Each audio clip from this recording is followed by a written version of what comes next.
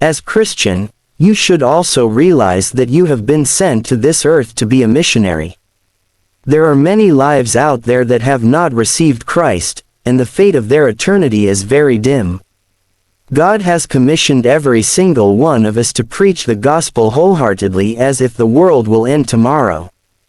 We are to look at the world through eyes of compassion and treat the unbelievers as lost, never relenting in our mission to make sure that as many people receive salvation as possible. There is a heaven to gain and a hell to spurn. We need to let the love in our hearts compel us to pray for and preach to every single person on the earth who is yet to receive Christ. That is the primary call upon our lives. To proclaim the gospel of Jesus Christ to all who can hear. To live as children of God, expressing our authority of sons of God in order to glorify the name of God. The talents and skills that we have been blessed with will help us reach out to different people in different areas, but what matters the most is that we are using the gift of salvation that we have received to reach out to other souls out there who happen to be lost. The Apostle Paul was one of the most passionate messengers of the gospel in Christian history.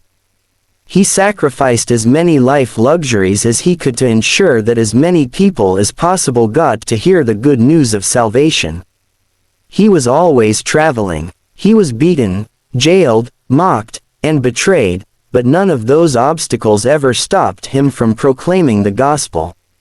He faced death on many occasions, but he refused to be shaken. He experienced shipwrecks, malnourishment, homelessness, and embarrassment, but he remained relentless when it came to the things of God. He encouraged all the believers he came across, and he prayed for all of the churches, too. By the time his death was nearing, he confidently said that he had fought the good fight of faith, and this was true. He remained in the faith, unwavering. Nothing could shake him from his faith in God. Paul is responsible for the majority of the epistles in the New Testament. His heart was set on making sure that as many people received salvation as possible. That is where he drew his joy from. Prayer. We need to follow the same example as the Apostle Paul. Our hearts should be set on Christ first before we consider anything else. Because at the end of the day, the work that we do for God is what will count the most.